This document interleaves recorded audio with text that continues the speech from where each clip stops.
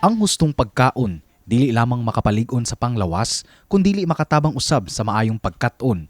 Ang mga learners sa Lahog Elementary School giserbihan og hot meals, fruits ug lamiang gatas. Kini subay sa pagbukas sa National School-Based Feeding Program Lokop Nasod.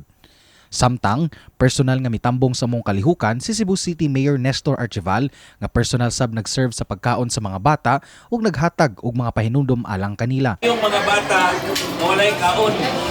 So akong hangyo ninyo, ang tanan nga naa sa plato, kanang rice, atong sunan, atong sabaw, atong yung mutlon, okay? Makita sab ang kalipay sa mga tinunan kinsa nakapahimulos sa mga pagkaon nga ilang gisaw-an. I-rate niyo 1 out of 10 pila man, rating niyo. 10! 10! 10! Kasi sa Katong pork! Katong pork. Imo asa may favorite mo? Kan pork sad katong pork sad. o gulay. Gulay din mo diyan. Kaani ka gulay day. Asa man yung plato? Asa man yung plato kana? Gami, atera. Sumalak ang School-Based Feeding Program Division of Cebu City Focal Officer Arlene Paeg, dili mubos sa kalibo ka mga estudyante sa Lahog Elementary School ang mga benepisyaryo sa maong programa, gikan sa kindergarten hangtod sa grade 6 students. Dugang ni Arlene, gihatagan nila og prioridad ang mga batang nakasinati og stunting ug wasting. So as of now, mo-cater sa all grade kinder, all grade 1, 2 to 6 is the wasted and severely wasted.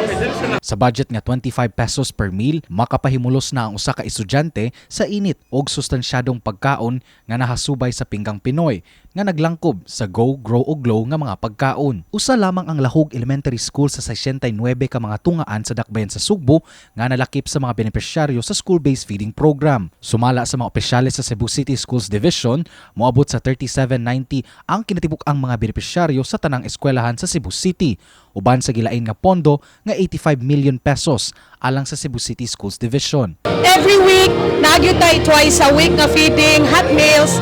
The following week, 3 times a week. Then the following week, 2, then 3. Apan giunsa man pagpili sa mga benepisyaryo. So actually sa atong school-based program na it's been 10 years already. Nagikandak na sa DepEd.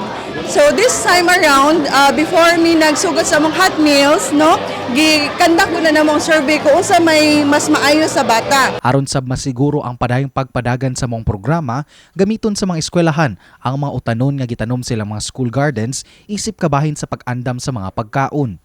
Matud pa ni Cebu City Schools Division Medical Officer Janet Ann Canoy Matiga, dako og tabang ang mga programa sa pagsiguro sa maayong nutrisyon o kahimtang sa panglawas sa mga kabataan. We want our school learners, of course, nga mabusog siya. At the same time, ang attention sa bata, amang we notice nga mas maayo once nga naa siya sa skulahan nga naay suod ang tiyan. To healthy children. Ang pagbukas sa school-based feeding program sa Sugbo nahasubay sa pagbukas sa national, ubos sa temang Creating a Future Where No Child Goes Hungry, nga ubos sa mandato ni President Bongbong Marcos Jr. Gibuksan ang maong programa pinagi sa usa ka hamubo apan malipayon og mabulukon nga programa nga gitambungan sa mga kadagkuan sa DepEd.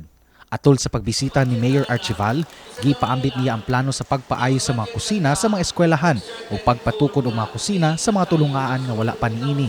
Kini si RD Morales, alang sa My TV, Cebu.